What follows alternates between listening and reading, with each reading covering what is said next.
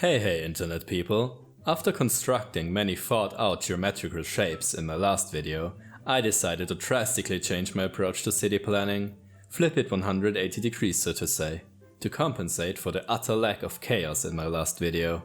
Anyways, welcome to Rainville. The name is certainly fitting for the events to come. The city started off like every other city in this game, a highway exit, a blank canvas, you get the idea. But today the city planning should not take the spotlight, so let us speedrun setting up a rudimentary town, which will serve as my future testing grounds. A proper highway exit.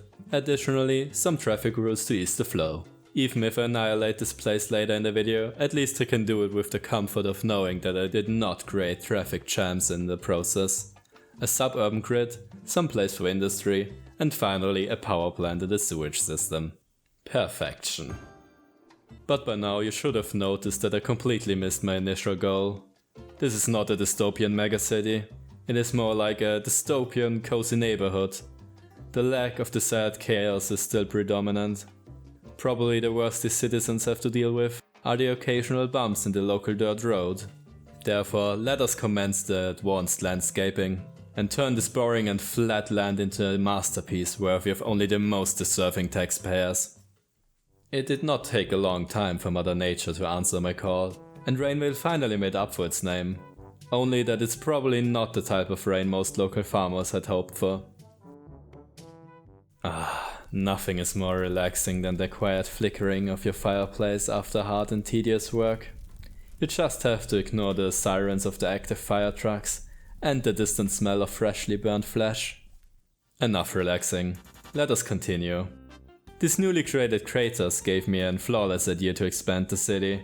Suburban specialized living craters will be the next big thing in our society, I'm sure of it. I quickly paved the way for a new road network. Some of these roads seem to defy modern rules of physics a little bit, but that did not stop the citizens from settling.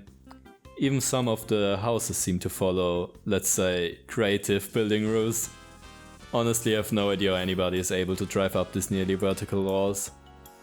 Even leaving your house should be impossible for the most people. Anyways, I ended up with 2 residential craters, a commercial pit and an industry zone. And now you might have noticed that I deliberately did not build anything in the middle crater. This crater will fulfill a special, very important role in our society. It will become the well of life. No longer will the nearby river be polluted with sewage and waste. This local innovation will solve all the ecological problems the city produces by dumping the waste into the river. I even constructed a small roundabout around the pit, which will serve as a parking space for future tourists. The water levels seem to be rising more than I anticipated. How can so little residents create so much sewage? I think I will have to build a wall to contain the infested water. That should be high enough, I think. That will keep the waters away for generations to come. Well, I got a little bit carried away and added some more sewage pipes on top and continued with my city planning, even though I still believe that the water will be the cause of some problems for the future me, but that is the future C2's problem. Peaceful city life. We even reached the achievement of Boomtown, although half of my citizens got obliterated in a meteor shower earlier. But the loss of the town's primary tourist attraction did not sit well with me. Craters are boring, who is going to visit the city just for them? So I decided to put the sinkhole from earlier to good use and rebuild the city into a canal paradise. It is going to be magnificent, and not just a copy of real-life Venice. I determined to start the canal at the top of the shitcano. It is the perfect 2-for-1 solution, because if everything works out, I do not even have to think about the potential overflow anymore. A quick bridge for my residence and the canal system is done. Let us see if my unquestionably questionable construction holds up. Because the surplus of water of the shitcano should in theory slowly overflow at my desired point, flowing down the canal until it reaches the local river. And do not say it, I know, it's just dumping the sewage back into the river again like before. But now it's way more sophisticated and indirect. It is all about the presentation. At first, we had some minor backflow from the river, but it is nothing to worry about, as the counterwave from the tower is already starting. In concept, they should cancel each other out. And they did. However, these waves still seem a bit worrying, and they should have stopped by now. And the canal is also not flowing. The flow of each side seem to cancel each other out, but in the middle, creating another potential overflow. Not only a potential one as it seems.